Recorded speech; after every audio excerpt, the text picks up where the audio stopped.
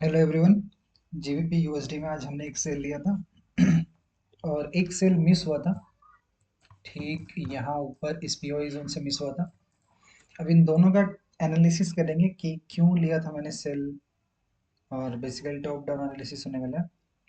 तो सबसे पहले शुरू करते हैं वीकली टाइम फ्रेम से। वीकली टाइम फ्रेम से शुरू करना बेहतर होगा। पहले मैं हाँ हाइड कर देता हूँ। अब नेकेड चार्ट में देखो कोई इंडिकेटर नहीं है, बस पहले ट्रेंड एनालाइज करो कि ट्रेंड किस साइड जा रहा है। वीकली में बेहतर होगा कि रीसेंट प्राइस एक्शन देखो ना, दूर का मत देखो, बस रीसेंट का देखो। प्राइस देखो बेयरिश आ रहा है, strong engulfing candle. Previous week एक स्ट्रॉन्ग एनगल्फिंग कैंडल क्लोज हुआ था और ऊपर से रिजेक्ट होकर नीचे क्लोज हुआ। ठीक, फिर देखो डेली डेली में बेयरिश है, लोअर लो लोअर हाई, लोअर लो लोअर हाई। ठीक है, बेसिकली लोअर लो लोअर हाई, लोअर लो लोअर हाई। प्राइस फिलहाल जो है वो प्रीवियस लोअर हाई के पॉइंट में है जहां से हम सेल देख सकते हैं। सिंपल। तो बेसिकली हम लोग ने बायस्ड देख लिया है कि बियरिश है। अब हमें लेवल्स ड्रॉ करना है। फिर वही लेवल ड्रॉ करने के लिए तुमको वीकली से जाना पड़ेगा। वीकली में देखो मैंने यहाँ पे एक मार्क किया है कि रेड वाला वीकली है, ब्लू वाला डेली है और ब्लैक वाला फॉरवर्ड। तीन मेजर टाइम फ्रेम है। यहाँ पे मैंने वीकली का जोन ड्रॉ किया था क्योंकि देखो यहाँ पे एज ए रेजिस्टेंस वर्क हुआ है, यहाँ पे एज ए सपोर्ट।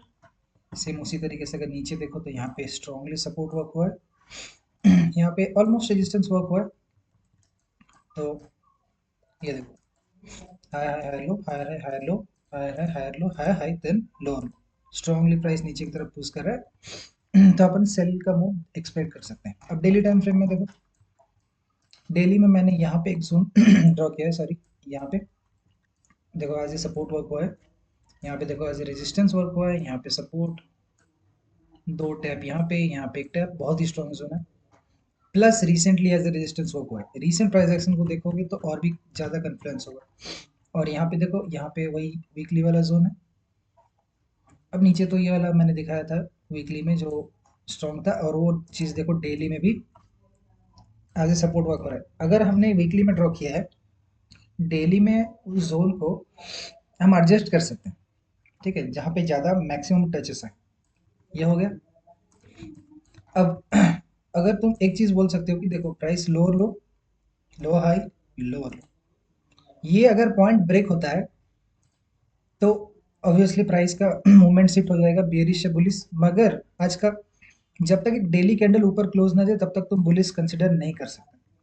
हाँ, ऐसा हो सकता है कि बस वीक ऊपर से रिजेक्ट होकर नीचे क्लोज हो जाए, ये हो सकता है। इसीलिए मैंने यहाँ पे सेल लिया था। प्लस और एक कंफर्मेशन था आज सप्लाई डिमांड के हिसाब से, ये वाला आपको कैंडल दिख रहा है बुलिश कैंडल, ये सप्लाई जोन रेस्पॉन्सिबल है इन सारे ब्रेकअप स्ट्रक्चर का। ठीक है, फिलहाल के लिए हम इसको इतना ही बोलेंगे क्योंकि ये एक अलग टॉपिक है, कौन सा सप्लाई कौन सा डिमांड स्ट्रॉन्ग है। तो इसीलिए मैंने यहाँ पे एक फिब ड्रॉ किया, बेसिकली तुम गैन बॉक्स भी कह सकते हो डिस्काउंट और प्रीमियम जोन पता करने के लिए।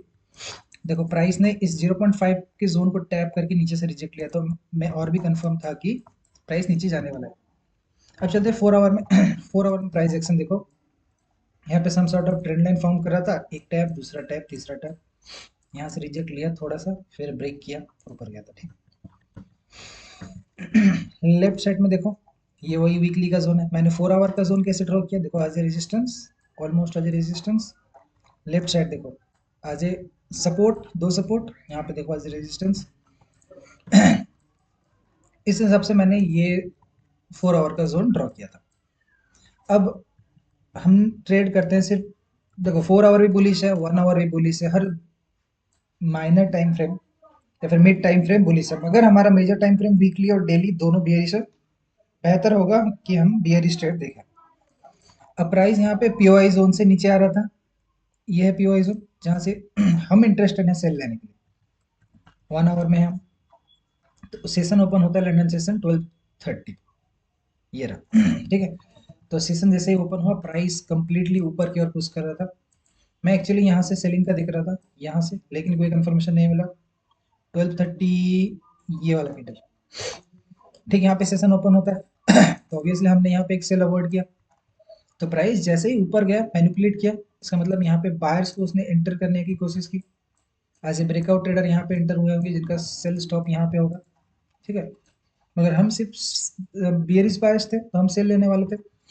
तो जैसे ही एनगल्फिंग कैंडल फॉर्म हुआ नीचे की ओर, प्लस अगर तुम 3 मिनट देखो, 3 मिनट इसलिए यूज किया मैंने क्योंकि 5 मिनट में कुछ स्ट्रक्चर फॉर्म नहीं हुआ था।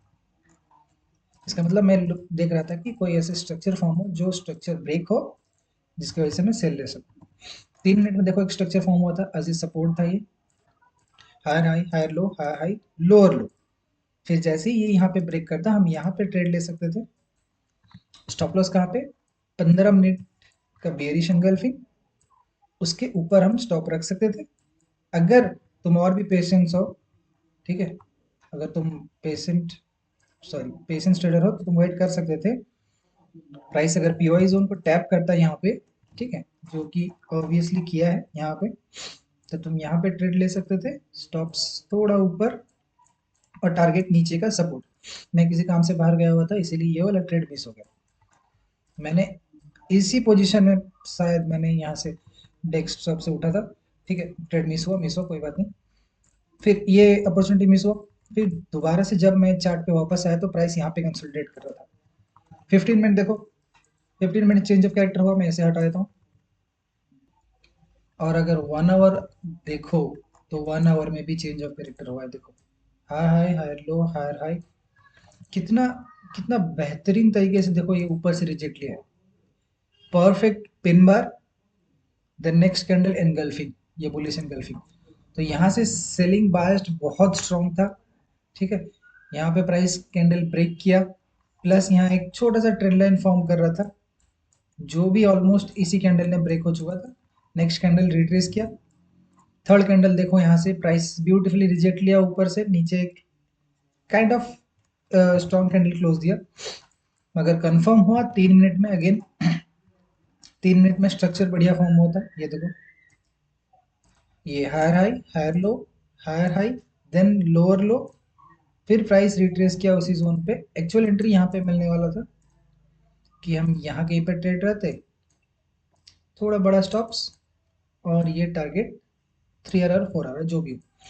अगर मुझे मिला ठीक प्राइस और एक लोअर लो लेग कर चुका था और कंफर्म्ड हो गया, देन प्राइस रिट्रेस ले रहा था, मैंने ठीक यही सपोर्ट बिकम रेजिस्टेंस से यहीं पे ट्रेड लिया था। और स्टॉप्स कहाँ पे था ये स्टॉप्स नहीं था, एक्चुअल स्टॉप रहता है ये। क्योंकि कभी कभार ये होता है कि यहाँ पे लिक्विडिटी रहता है, जो अर्ली सेलर्स होंगे उनका स्टॉप्स यहाँ पे रहता है, प्राइस लिक्विडेट करता है फिर वहां से नीचे जाता है। तो इसीलिए मेरा स्टॉप्स यहाँ पे प्रीवियस हाई के थोड़ा ऊपर था। ये देखो स्टॉप्स एक्चुअल तो 8 पिप था, मगर मेरा स्टॉप्स 9 पिप था। यहाँ से प्राइस देखो ऊपर गया, रिजेक्ट लिया, ये कैंडल देखो पिन बार एनगल्फिंग कैंडल, फिर वहां से देखो प्राइस नीचे की ओर है।